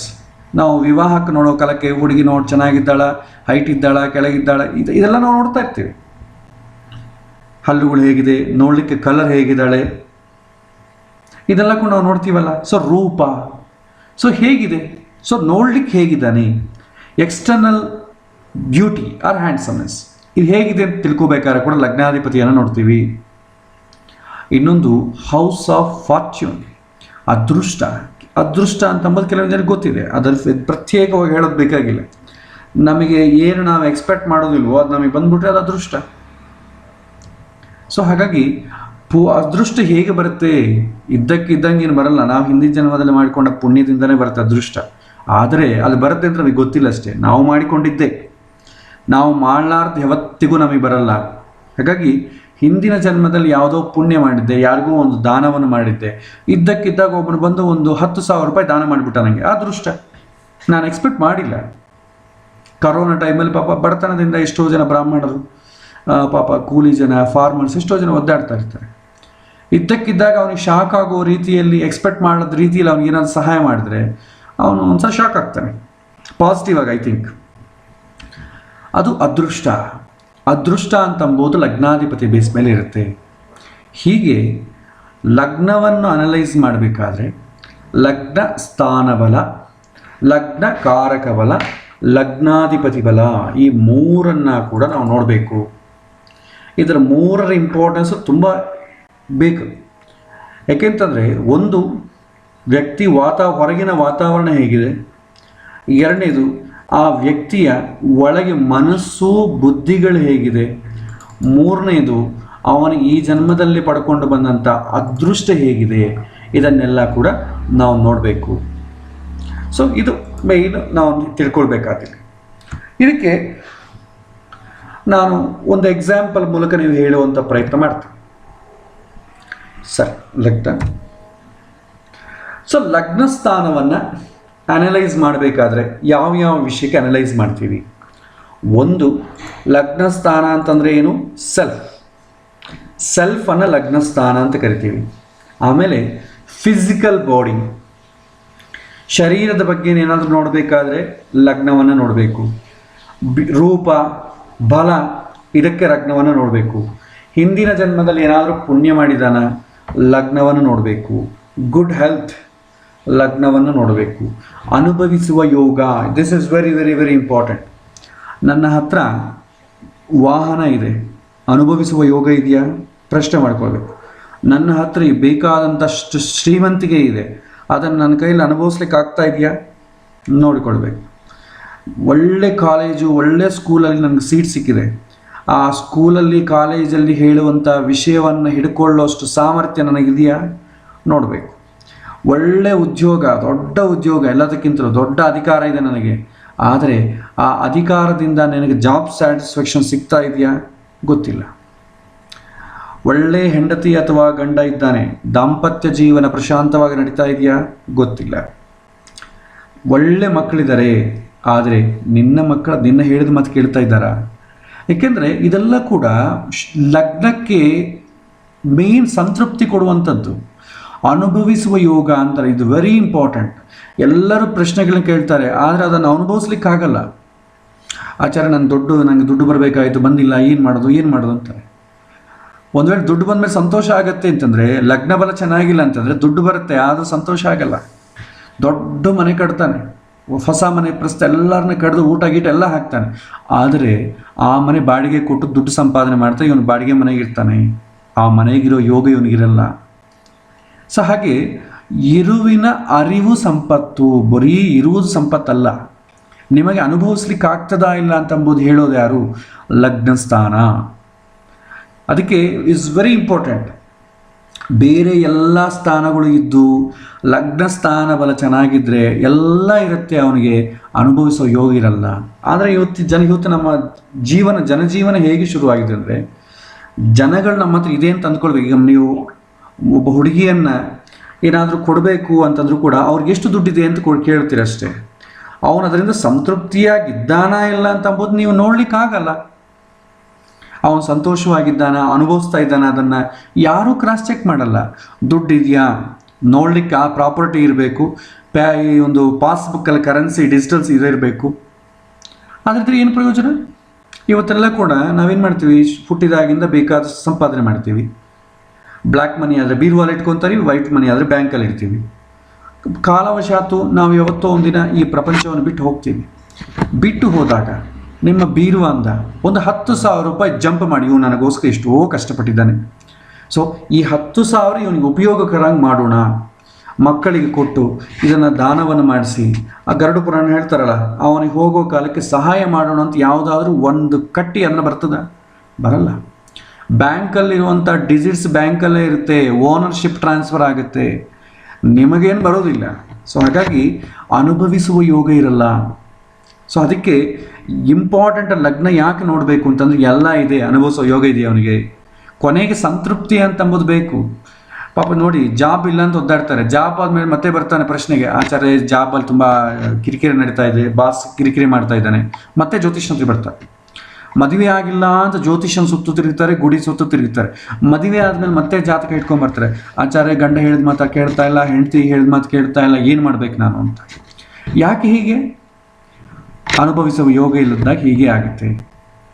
ಸೊ ಅದಕ್ಕೆ ಏನು ಮಾಡಬೇಕು ಅಂತಂಬೋದು ಮತ್ತೆ ರೆಮಿಡಿ ನೋಡೋಣ. ಬಟ್ ನೀವು ಟಾಪಿಕ್ ನೋಡಬೇಕಾದ್ರೆ ಲಗ್ನ ಯಾವತ್ತಕ್ಕೆ ನೋಡ್ತೀವಿ? ಲಾಸ್ಟ್ ಒನ್, ಅನುಭವಿಸುವ ಯೋಗ ಇದೆಯಾ? ಪ್ರತಿಯೊಂದಕ್ಕೂ ಅದೊಂದೇ ನೋಡ್ತೀವಿ. ಇನ್ನು ಫಿಸಿಕಲ್ ಬಾಡಿ ಯಾವಾಗ ನೋಡ್ತೀವಿ? ಹೆಲ್ತ್ ಡಿಸ್ಟರ್ಬ್ ಆದಾಗ ನೋಡ್ತೀವಿ, ಬ್ಯೂಟಿ ಸ್ಟ್ರೆಂತ್ ಮದುವೆ ಸಮಯದಲ್ಲಿ ನೋಡ್ತೀವಿ, ಪೂರ್ವ ಜನ್ಮ ಪುಣ್ಯ ಯಾವಾಗೂ ನೋಡ್ತೀವಿ, ಗುಡ್ ಹೆಲ್ತ್ ಆರೋಗ್ಯ ಸಂಬಂಧಪಟ್ಟ ವಿಷಯಗಳು ನೋಡ್ತೀವಿ. ಅನುಭವಿಸುವ ಯೋಗ ಪ್ರತಿಯೊಂದು ಪ್ರಶ್ನೆಕ್ಕೂ ನೋಡ್ತೀವಿ. ಇದು ತಲೆಗಿಟ್ಕೊಳ್ಳಿ.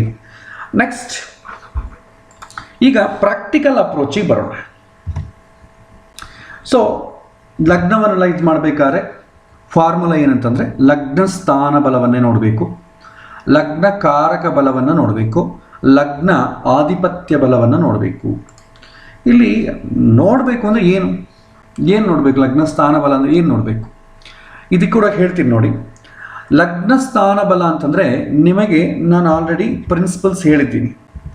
ಸೊ ಪ್ರಿನ್ಸಿಪಲ್ಸಲ್ಲಿ ಯಾವ ಗ್ರಹ ಆಗಲಿ ಏನಿರಬೇಕು, ಹೇಗಿರಬೇಕು ಅಂತಂಬುದು ಪ್ರಿನ್ಸಿಪಲ್ಸ್ ಹೇಳಿ. ಇಲ್ಲಿ ಎಕ್ಸ್ಪ್ಲೈನ್ ಮಾಡ್ತೀನಿ ನೋಡಿ. ಲಗ್ನ ಸ್ಥಾನ ಬಲವನ್ನು ನೀವು ನೋಡಬೇಕಾದ್ರೆ,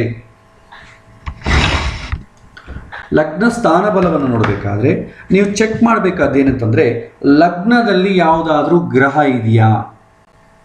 ಸೊ ಫಸ್ಟ್ ಪಾಯಿಂಟ್, ಸೊ ಲಗ್ನದಲ್ಲಿ ಪ್ಲಾನೆಟ್ಸ್ ಇನ್ ಲಗ್ನ. ಸೊ ಲಗ್ನದಲ್ಲಿ ಯಾವುದಾದ್ರೂ ಗ್ರಹ ಇದೆಯಾ. ಸೆಕೆಂಡ್ ಒನ್,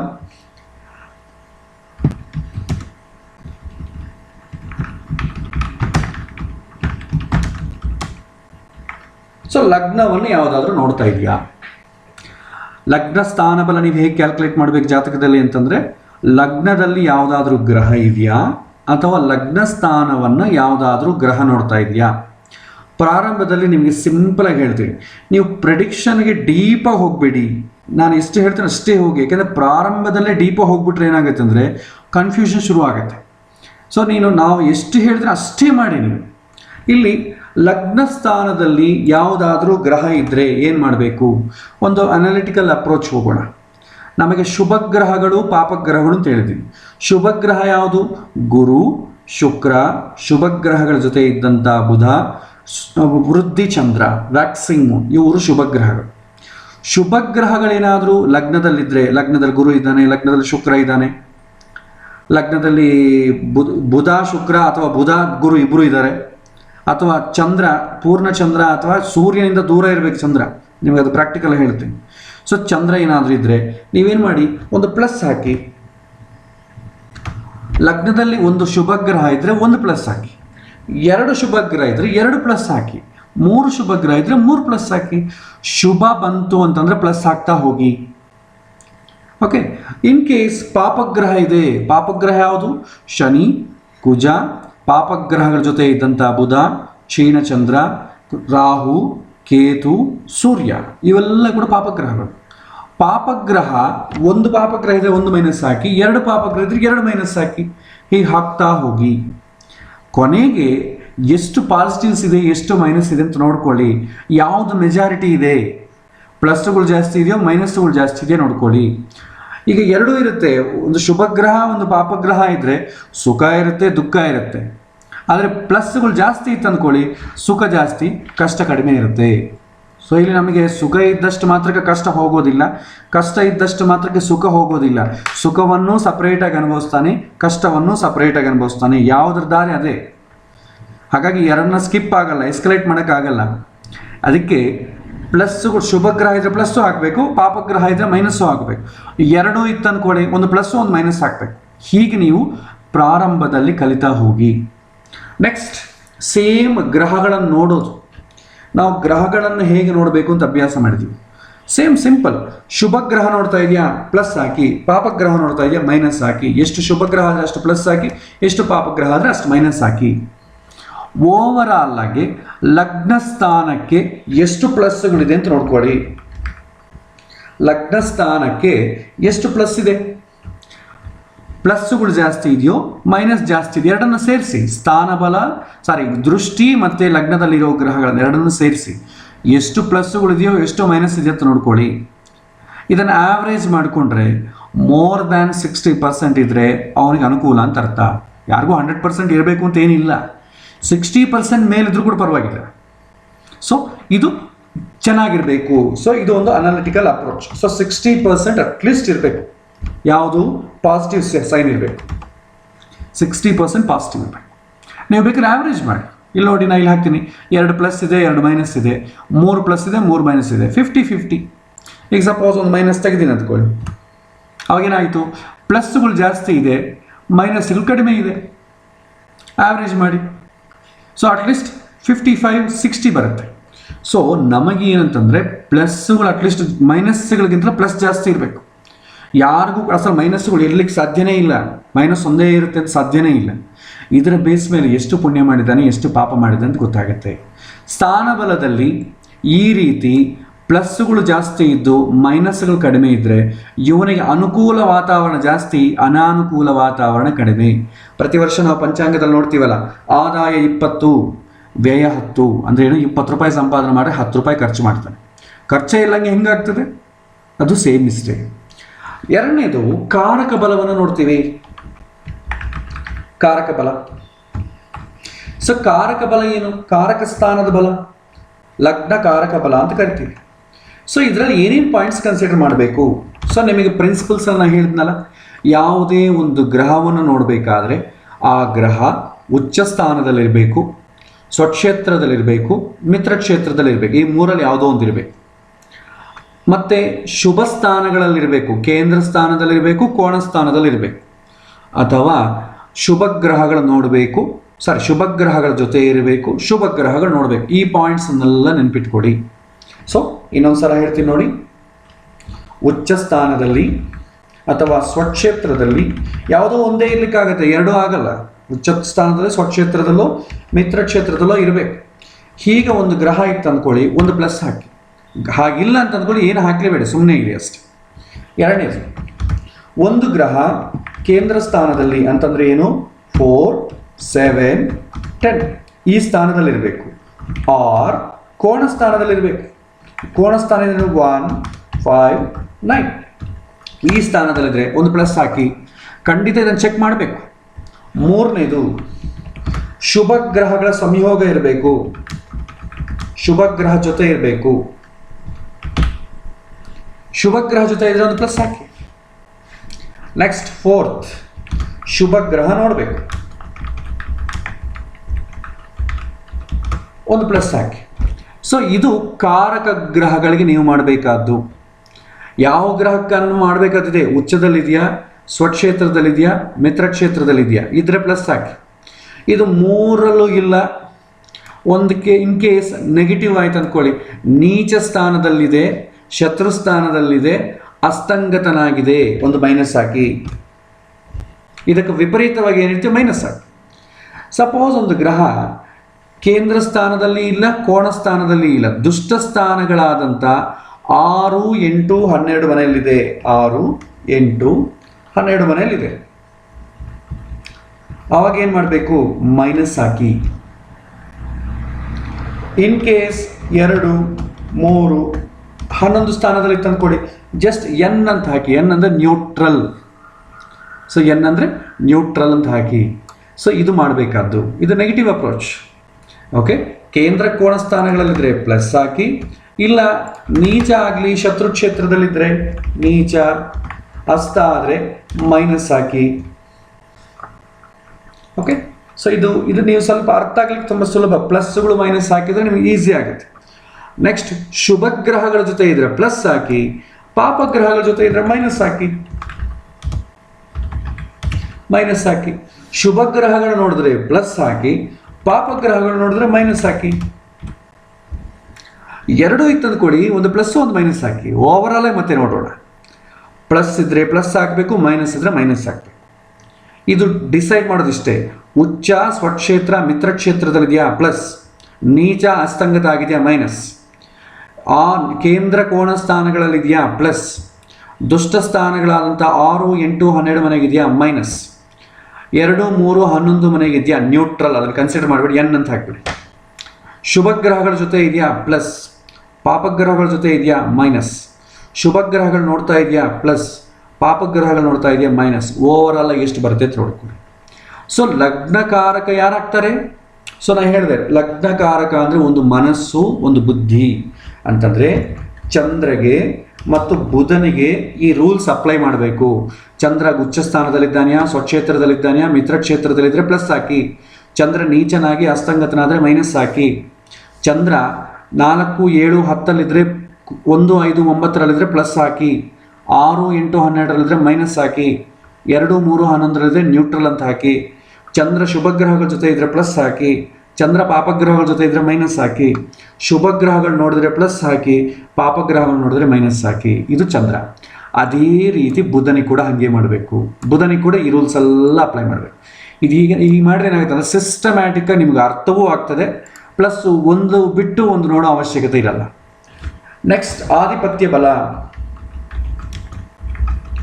ಸೊ ಆಧಿಪತ್ಯ ಬಲದಲ್ಲಿ ನೋಡಿ, ಸೊ ಆಧಿಪತ್ಯ ಬಲದಲ್ಲಿ ಸೇಮ್ ಅದಕ್ಕೂ ಕೂಡ ಇದೇ ರೂಲ್ಸ್ ಬರುತ್ತೆ, ಏನು ಬೇರೆ ಡಿಫ್ರೆನ್ಸ್ ಇಲ್ಲ. ನೀವು ಯಾವುದೇ ಗ್ರಹವನ್ನು ತಗೊಳ್ಳಿ ಇದೇ ರೂಲ್ಸ್ ಬರುತ್ತೆ.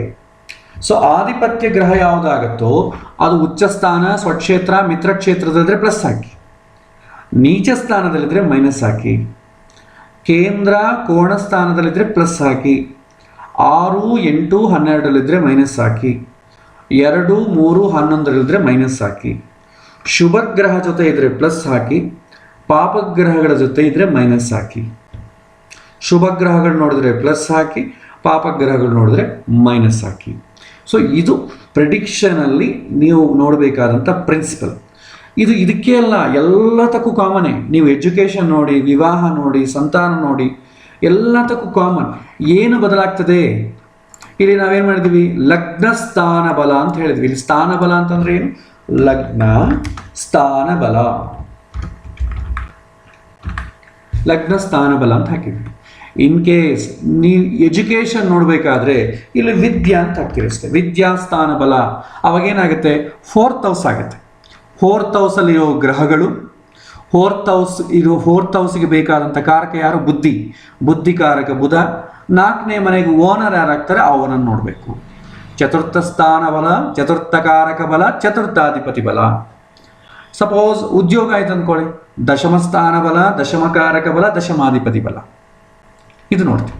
ಇಲ್ಲಿ ನೀವು ಪ್ಲಸ್ಸು ಮೈನಸ್ಗಳು ಹಾಕಿದ ನಂತರ ನೀವು ಏನು ಮಾಡಬೇಕು, ಅದನ್ನು ಅನಲೈಸ್ ಮಾಡ್ತೀವಿ. ಇನ್ ಕೇಸ್ ಸ್ಥಾನ ಬಲದಲ್ಲಿ ಪ್ಲಸ್ಗಳೇ ಜಾಸ್ತಿ ಇದ್ದು ಮೈನಸ್ಗಳು ಕಡಿಮೆ ಇದ್ದರೆ ಪರವಾಗಿಲ್ಲ, ಇವನಿಗೆ ವಾತಾವರಣ ಸ್ವಲ್ಪ ಕಂಫರ್ಟಬಲ್ ಆಗಿದೆ, ಅವನು ಹೇಳಿರೋ ಪ್ರಶ್ನೆಗೆ ತಕ್ಕಂತೆ ಸ್ವಲ್ಪ ಅನುಕೂಲ ಇದೆ ಅಂತ. ಮೈನಸ್ಗಳೇ ಜಾಸ್ತಿ ಇತ್ತು ಅಂದ್ಕೊಳ್ಳಿ, ಇವ್ರ ಮನೆ ವಾತಾವರಣ ಸರಿ ಇರಲ್ಲ, ಅವನು ಅವ್ರ ಜೊತೆಗಿರೋಂಥ ಜನಗಳು ಸರಿ ಇರಲ್ಲ, ಇವನಿಗೆ ಏನಾದರೂ ಬಯಸಿದಂಥ ವಸ್ತುಗಳು ಅಷ್ಟು ಕಂಫರ್ಟ್ ಕೊಡಲ್ಲ ಇವನಿಗೆ. ಯಾವುದೋ ಹೋಗಿ ಸೆಲ್ಫೋನ್ ಶಾಪ್ ತಗೋತಾನೆ. ಈಗ ಸೆಲ್ಫೋನ್ ಎಲ್ಲರೂ ತಗೋತಾರೆ.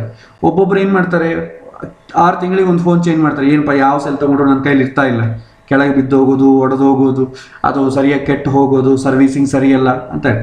ಕೆಲವು ಜನ ಫೋನ್ ನೋಡಿ ವರ್ಷಾನುಗಟ್ಟಲೆ ಇಟ್ಕೊಂಡಿರ್ತಾರೆ, ಏನಾಗಿರಲ್ಲ ಫೋನ್, ಅವ್ರು ಜಾಗ್ರತೆಯಾಗಿ ಇಟ್ಕೊಳ್ತಾರೆ. ಅವ್ರ ಕೈಲಿರೋ ಫೋನ್ ಕೂಡ ಅಷ್ಟೇ ಜಾಗೃತಿಯಾಗಿ ಪಾರ್ಟ್ಸ್ ಎಲ್ಲ ಕೂಡ ಎಫಿಷಿಯೆಂಟಾಗಿರುತ್ತೆ. ಇದು ಕಂಫರ್ಟ್ ಕೆಳಗೆ ಬರುತ್ತೆ.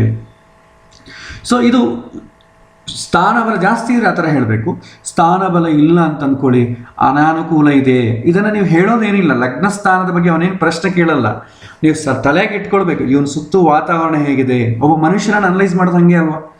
ಈಗ ಸಪೋಸ್ ಯಾರಾದರೂ ಒಬ್ಬ ಮನುಷ್ಯ ಬಂದರೆ, ಯಾರಪ್ಪ ನೀನು ಅಂತ ಕರೀತಾರೆ, ಫಸ್ಟ್ ಅವ್ನು ಇಂಟ್ರಡ್ಯೂಸ್ ಮಾಡ್ಕೊಳ್ಬೇಕು. ನಾನು ಇಂತಿಂಥವ್ರ ಮಗ, ಎಲ್ಲಿಂದ ಬಂದೀಯಾ, ಆ ಊರಿಗೆ ನೋಡ್ತಾರೆ. ನಾನು ತಿರುಪತಿಯಿಂದ ಬಂದಿದ್ದೀನಿ, ಮಂತ್ರಾಲಯದಿಂದ, ಪರವಾಗಿಲ್ಲಪ್ಪ, ದೇವಸ್ಥಾನ ಒಳ್ಳೆ ಪುಣ್ಯಕ್ಷೇತ್ರ ಅಂತ ಹೇಳ್ಬೋದು. ಇಲ್ಲರಿ ನಾ ಬಾಂಬೆ ರೆಡ್ ಲೈಟ್ ಏರಿಯಿಂದ ಬಂದೀನಿ ಅಂತಂದರೆ ಅವಾಗೇ ಅರ್ಥ ಆಗ್ಬಿಡ್ತದೆ, ಇವನು ಸರಿ ಇಲ್ಲ ಅಂತ. ಯಾಕೆಂದರೆ ಸ್ಥಳ ಕೂಡ ವೆರಿ ಇಂಪಾರ್ಟೆಂಟ್. ಅದಕ್ಕೆ ಸ್ಥಾನ ಬಲ ಅಂತಂಬುದು ತುಂಬ ಇಂಪಾರ್ಟೆಂಟ್. ಅವನ ವಾತಾವರಣ ಹೇಗಿದೆ, ಅವನಿಗೇನೋ ಕಷ್ಟ ಸರಿ, ಫಸ್ಟ್ ಅವನ ವಾತಾವರಣವನ್ನು ನೋಡಬೇಕು. ಓಕೆ. ಸೊ ಈಗೂ ಅಷ್ಟೇ ಅಲ್ವಾ, ಕರೋನಾ ಬಂದಿದೆ, ಎಲ್ಲಿಂದ ಬರ್ತಾ ಇದ್ದಿ, ಏನೋ ಕೋಲಾರ ಮುಳಬಾಗಿಲಿಂದ ಬರ್ತಾ ಇದ್ದೀನಿ, that is green zone, okay good ಅಂತೀವಿ. ಇಲ್ಲಿಂದ ಮುಂಬೈಯಿಂದ ಬರ್ತಾ ಇದ್ದೀನಿ ಅಂದರೆ, ನಮ್ಮ ದೇಶದಲ್ಲಿ ಮುಂಬೈಲೇ ಈಗ ಜಾಸ್ತಿ ಕರೋನಾ ಇರೋದು. ಅಲ್ಲಿಂದ ಬರ್ತಾ ಇದ್ದೀನಿ, ಜನಗಳೆಲ್ಲ ಹೆದರ್ತಾರೆ, ಅಯ್ಯೋ ಯಾಕಪ್ಪ ಬಂದ, ನನಗೆಲ್ಲಿ ಬರುತ್ತೋ ಅಂತ ಹೆದರ್ತೀವಿ ನಾವು. ಶೇಕ್ ಹ್ಯಾಂಡ್ ಕೊಡ್ತೀವಿ. ಎಲ್ಲಿಂದ ಬಂದಿದ್ದು, ನೆನ್ನೆ ಮುಂಬೈಯಿಂದ ಬಂದರೆ ನಮಗೆ ನಿದ್ದೆ ಬರಲ್ಲ ಅವತ್ತು ರಾತ್ರಿ. ಹಾಗೆ ಯಾರಾದರೂ ಬಂದರೆ ಅವನು ಫಸ್ಟು ವಾತಾವರಣ ಏನಿದೆ, ಅವನ ಕಷ್ಟ ಸರಿ, ಕಷ್ಟಕ್ಕೆ ಪ್ರೋತ್ಸಾಹ ಮಾಡೋ ವಾತಾವರಣ ಇದೆಯೋ, ಅಥವಾ ಸ್ವಲ್ಪ ಅನುಕೂಲವಾದ ವಾತಾವರಣ ಇದೆ ಬಟ್ ಇವನೇ ತಲೆಕೆಟ್ಟಿದೆ, ಅವನ ವಾತಾವರಣ, ಅವ್ರ ಮನೆಗೆ ಅಪ್ಪ ಅಮ್ಮ ಎಲ್ಲ ಒಳ್ಳೆಯರೆ, ಬಟ್ ಇವನೇ ಹುಚ್ಚನಾಗಿ ತಿರುಗ್ತಾ ಇದ್ದಾನೆ. ಇಲ್ಲ ಅವ್ರ ಮನೆ ಕೂಡ ಹಾಗೆ ಐತೆ ಅಂದ್ಕೊಂಡು, ನಿಮ್ಮ ಮನೆ ಕೂಡ ಹಾಗೆ ಇದೆ, ನೀನು ಹೀಗಿರೋದ್ರಲ್ಲಿ ತಪ್ಪಿಲ್ಲ. ಹಾಗೆ ಲಗ್ನ ಸ್ಥಾನ ಬಲ ವೆರಿ ಇಂಪಾರ್ಟೆಂಟ್. ನೆಕ್ಸ್ಟ್ ಲಗ್ನ ಕಾರಕ ಬಲ. ಒಳ್ಳೆ ಮನುಷ್ಯನೇ, ಒಳ್ಳೆ ಫ್ಯಾಮಿಲಿ, ಆದರೆ ಇವನಿಗೆ ಬುದ್ಧಿ ಇಲ್ಲ, ಮನಸ್ಸಿಲ್ಲ. ಏನಪ್ಪ ಅಂಥವ್ರ ಮನೆಗೆ ಇಂಥವ್ನು ಹುಟ್ಟಿದಾನಲ್ಲ, ಯಾಕೆ ಹಿಂಗೆ ಹುಚ್ಚಾಡ್ತಾನೆ. ಅವರಪ್ಪ ನೋಡ್ರೆ ಸದಾ ಯಾವಾಗೂ ಭಗವದ್ ಜ್ಞಾನದಲ್ಲಿ ಏನೋ ಜ್ಞಾನ ಹೇಳ್ಕೊತಾ ಇರ್ತಾನೆ. ಇವನು ಯಾವಾಗ ನೋಡ್ರೆ ಬೇರೆಯವ್ರ ಜೊತೆ ಆಟ ಆಡ್ಕೊತ, ಈ ಕುಡಿತಾ, ಬ್ಯಾಡ್ ಫ್ರೆಂಡ್ಶಿಪ್ ಮಾಡ್ತಾ, ಅಧಾರ್ಮಿಕವಾಗಿ ಜೀವನ ಮಾಡ್ತಾ ಇದ್ದಾನೆ. ಯಾಕೆ ಹಿಂಗೆ ಅಂತಂತ, ಬುದ್ಧಿ ದೋಷ, ಮನಸ್ಸಿನ ದೋಷ. ಅಂದರೆ ಬೇರೆ ಎಲ್ಲ ಚೆನ್ನಾಗಿದೆ, ಆದರೆ ಈ ಮನುಷ್ಯನ ಒಳಗೆ ಮನಸ್ಸು, ವ್ಯಕ್ತಿತ್ವ ಚೆನ್ನಾಗಿಲ್ಲ. ಅದಕ್ಕೆ ಬಂದು ನಮ್ಮ ಮುಂದೆ ಕೂತು ಪ್ರಶ್ನೆ ಮಾಡೋವನ ಮನಸ್ಸು ಹೇಗಿದೆ, ಸಾತ್ವಿಕವಾಗಿದೆಯೋ ಪ್ರಶಾಂತವಾಗಿದೆಯೋ. ಚಂದ್ರ ಎಲ್ಲ ಪಾಸಿಟಿವ್ ಬಂತಂದ್ಕೊಳ್ಳಿ, ಪಾಪ ಒಳ್ಳೆ ಮನುಷ್ಯನಾದವನು ಅಂತ ಅರ್ಥ. ಚಂದ್ರ ಎಲ್ಲ ನೆಗೆಟಿವ್ ಬಂತಂದ್ಕೊಳ್ಳಿ, ಯಾವಾಗ ಇವನು ತಲೆ ಕೆಡಿಸ್ಕೊಳ್ತಾ ಇರ್ತಾನೆ ಇವನು ಅಂತ ಅಂದ್ಕೋತೀವಿ ನಾವು. ಭಗವಂತನೇ ಬಂದು ಉಪದೇಶ ಮಾಡಿದರೂ ಕೂಡ ಭಗವಂತನನ್ನೇ ಡೌಟ್ಸ್ ಕೇಳ್ತಾನೆ, ಇದು ಹೀಗೆ ಯಾಕೆ ಮಾಡಿದೆ ನೀನು ಅಂತ. ಹಾಗೆ ಬುದ್ಧಿ ಅಷ್ಟೇ, ಬುದ್ಧಿ ಪಾಸಿಟಿವ್ ಆಯ್ತು ಅಂದ್ಕೊಳ್ಳಿ, ಪರವಾಗಿಲ್ಲ ನಾನು ಹೇಳಿದ್ದು ಇವನು ಕೇಳ್ತಾನೆ ಅಂತ ಅರ್ಥ. ಇಲ್ಲ ಬುದ್ಧಿ ಪಾಸಿಟಿವ್ ಆಗಿಲ್ಲ ಅಂದ್ಕೊಳ್ಳಿ, ಈ ಬಂದವನು ನಮ್ಮ ಹತ್ರ ಸುಮ್ಮನೆ ಫಾರ್ಮಾಲಿಟಿಗೋಸ್ ಕೇಳ್ತಾನೆ, ನಾವು ಹೇಳೋದು ಯಾವುದೋ ಅವ್ನ ತಲೆಯಲ್ಲಿ ಧಾರಣೆಯಲ್ಲಿರಲ್ಲ, ನೀವೇನೋ ರೆಮಿಡಿ ಇದ್ರೂ ಕೂಡ ಅವ್ನಿಗೆ ಮಾಡಲ್ಲ ಅಂತ ಅರ್ಥ. ಎರಡು ಥರ ಡೌಟ್ ಇರುತ್ತೆ ಮನುಷ್ಯನಿಗೆ. One is intellectual doubt, second one is emotional doubt ಅಂತ. Emotional doubt has a solution, but intellectual doubt has no solution. ಈಗ ಏನೋ ಸ್ವಲ್ಪ ಮನಸ್ಸಿಗೆ ತೊಂದರೆ ಆಗಿದೆ, ಆಚಾರ್ಯ ಏನು ಮಾಡಬೇಕು ಅಂತ. ಏನು ಚಿಂತೆ ಮಾಡಬೇಡ, ಈ ಥರ ಮಾಡಿದ್ರೆ ಆಯ್ತು ಆಚಾರ್ಯ, ನೀವು ಹೇಳ್ದಂಗೆ ಮಾಡ್ತೀನಿ. ತಲೆ ಕೆಟ್ಟೋಗ್ಬಿಟ್ಟಿರ್ತದೆ, ಆ ಸಮಯದಲ್ಲಿ ನೀವು ದೇವ್ರಿದ್ದಂಗೆ ಬಂದಿರಿ, ಏನು ಮಾಡಿದ್ರೆ ಮಾಡ್ತೀರಿ ಅಂತ. ಅದೇ ಬುದ್ಧಿ ಕೆಟ್ಟಿತ್ತು ಅಂದ್ಕೊಳ್ಳಿ, ಅವನು ಏನೋ ಹಿಂಗೆ ಮಾಡಪ್ಪ ಅಂದರೆ ಅದು ಯಾಕೆ ಹಂಗೆ ಮಾಡಬೇಕು, ನೀವು ಹೇಳ್ದಂಗೆ ಯಾಕೆ ಆಗಬೇಕು, ನಾ ಮಾಡಲ್ಲ ಅಂತ ಕೂತಿರ್ತಾನೆ. ಅವನು ಎಕ್ಸ್ಪ್ರೆಸ್ ಮಾಡಿದ್ರು ಕೂಡ ಒಳಗೆ ಆ ಜ್ಯೋತಿಷ್ಯರೆಲ್ಲ ಹಿಂಗೆ ಹೇಳ್ತಾರೆ, ನಾವು ಅದೆಲ್ಲ ಮಾಡ್ಕೊಂಡು ಹೋಗಿದ್ರೆ ಆಗುತ್ತಾ ಅಂತ ಮನಸ್ಸಲ್ಲಿ ಅನ್ಕೋತಾ ಇರ್ತಾನೆ. ಅದಕ್ಕೆ ಇದು ಸ್ವಲ್ಪ ಜಾಗ್ರತೆ ಇರಬೇಕು. ಬುದ್ಧಿ ಯಾರಿಗೆ ಕೆಟ್ಟಿರ್ತದೋ ಅವನ ನೀವು ಹೇಳಿದ್ದೇನೂ ಕೇಳಲ್ಲ. ಹಾಗಾಗಿ ನೀವು ಟೈಮ್ ವೇಸ್ಟ್ ಮಾಡ್ಕೋಬೇಡಿ. ತುಂಬ ಅವನಿಗೆ ಗಂಟೆಗಳು ಪ್ರಿಡಿಕ್ಷನ್ ಮಾಡಿ ಅವನನ್ನು ಎಲ್ಲ ಬ್ರಷ್ ಮಾಡಿ ಮಾಡೋ ಅವಶ್ಯಕತೆ ಇಲ್ಲ. ನೀವೇನು ಮಾಡಿದ್ರೂ ನಿಮ್ಮ ಪ್ರಯತ್ನಗಳು ವೃಥಾ ಆಗುತ್ತೆ. ಅದಕ್ಕೆ ಯಾರಾದರೂ ಕೇಳ್ತಾನಂತ ನೋಡಬೇಕು. ಬುಧ ಚೆನ್ನಾಗಿದ್ದಂತಂದ್ರೆ ನೀವು ಬೇಕಾದಷ್ಟು ಪ್ರಿಡಿಕ್ಷನ್ ಮಾಡ್ಬೋದು. ಬುಧ ಚೆನ್ನಾಗಿಲ್ಲದ್ರೆ ಅವನು ತರ್ಕ ಮಾಡ್ತಾನೆ, ನಾವು ತರ್ಕದಲ್ಲೇ ಸಮಾಧಾನ ಕೊಡಬೇಕು. ನೆಕ್ಸ್ಟ್ ಮೂರನೇದು ಲಗ್ನಾಧಿಪತಿ ಬಲ. ಲಗ್ನಾಧಿಪತಿ ಬಲ ಚೆನ್ನಾಗಿತ್ತು, ಅವನಿಗೆ ಭಗವಂತ ಏನೇನು ಕೊಡ್ತಾನೆ, ಈ ಪ್ರಕೃತಿಯಲ್ಲಿ ಅವನಿಗೆ ಏನೇನು ಸಿಗುತ್ತೆ ಎಲ್ಲವನ್ನು ಅವನು ಅನುಭವಿಸುವ ಯೋಗ ಇರುತ್ತೆ, ಸಂತೋಷವಾಗಿ ಅನುಭವಿಸ್ತಾನೆ. ಒಂದು ಮಾವಿನ ಹಣ್ಣು ಕೊಟ್ಟರು ಕೂಡ ಸಂತೋಷವಾಗಿ ತುಂಬ ಸುಖಪಟ್ಟು ನೋಡಿದ ತಕ್ಷಣ ಆನಂದ ಆಗಿಬಿಡುತ್ತೆ, ಮನೆಗೆ ಹೆಚ್ಕೊಂಡು ತಿಂತಾನೆ. ಅದೇ ಮಾವಿನ ಹಣ್ಣು ತಿಂದ ತಕ್ಷಣ ಅಯ್ಯೋ ಏನು ತಿಂತೀವಪ್ಪ, ಮಾವಿನ ಹಣ್ಣು ಶುಗರ್ ಇದೆ, ಸೊ ತಿನ್ನೋಕ್ಕಾಗಲ್ಲ, ಅದು ಬೇಡ ಅಂತ ಅಸಹ್ಯ ಮಾಡ್ಕೋತಾರಲ್ವ, ಅದು ಯೋಗ ಇಲ್ಲ.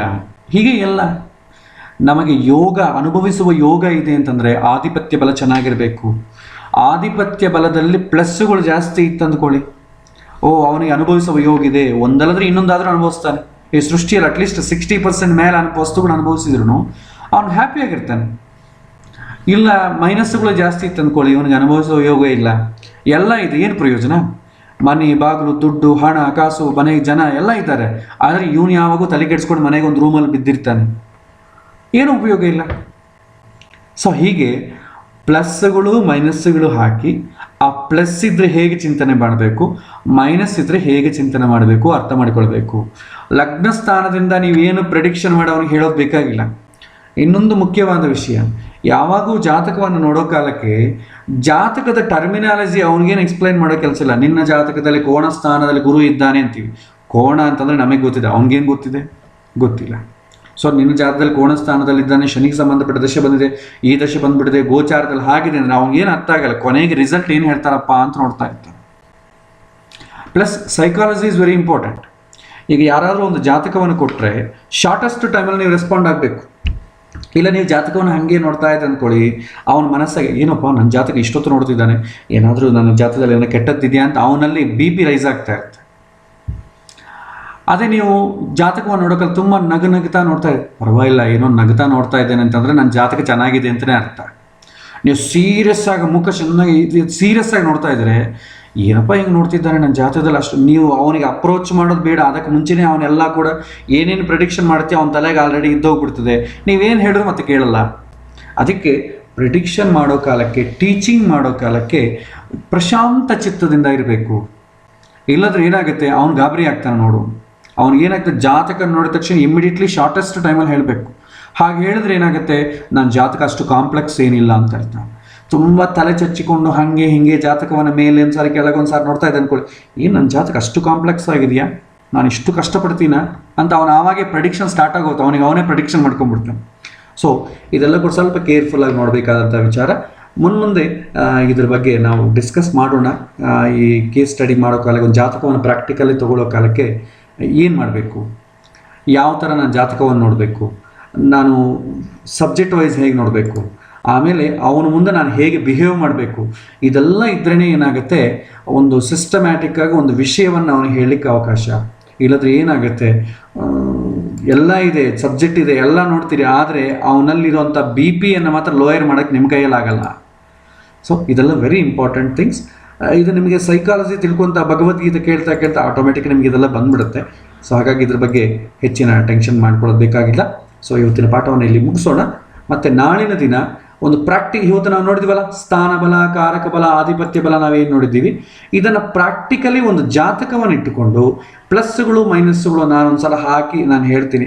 ಪ್ರಿಡಿಕ್ಷನ್ ಈಗಲೇ ಹೋಗಬೇಡಿ, ಫಸ್ಟ್ ಪ್ಲಸ್ಗಳು ಮೈನಸ್ ಹಾಕೋದು ಕಲೀರಿ. ಪ್ರಿಡಿಕ್ಷನ್ ಮತ್ತೆ ಹೋಗೋಣ.